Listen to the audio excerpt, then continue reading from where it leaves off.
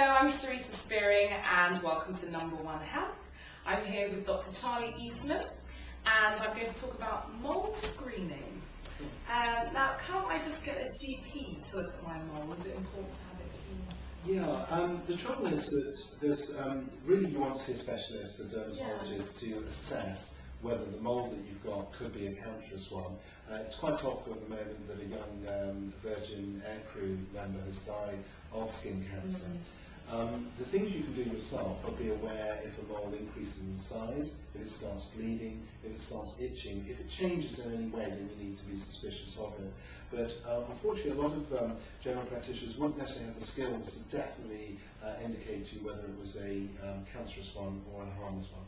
So, would it be best to see a dermatologist or one of your team for screening, a special screening team? To be honest, in the ideal world, you see a dermatologist. Right. Dermatologists are few and short on the ground. Even in the private sector, it can take up to 6 weeks to see a private dermatologist. I have several colleagues that I refer people to. And that's why we introduced this new mole screening device and software. And what it allows us to do is to shine a special type of light onto the mole.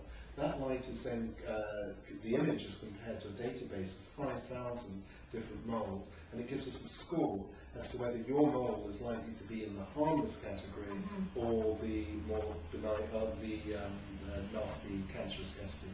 Right. Now, how accurate is that device? Yeah, it's been tested quite a lot by universities in Germany, and certainly so far it seems that about 80% or so. The ones that we're not sure about, we would definitely refer on anyway to a dermatologist. So what it does is it provides access to the public to a much more instant level of screening, and I believe will hopefully raise awareness in all these people who like to expose themselves to the sun, and because we do travel health, it's a nice link with everything else that we do. Right, so it's a good stop for just screening before you go to see a dermatologist. Absolutely. If you need any pointers.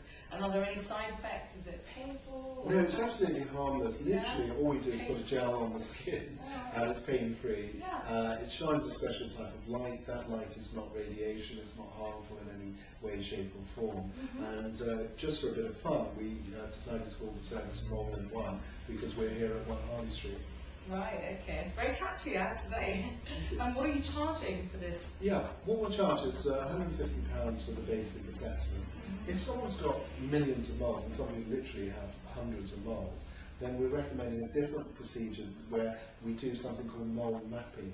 Now, the idea behind mole mapping is that we take a picture of that person's whole area, the back, say, for example, and then when they come back 6 months later, we retake a picture, we get them to go so that they're in the same position they were before.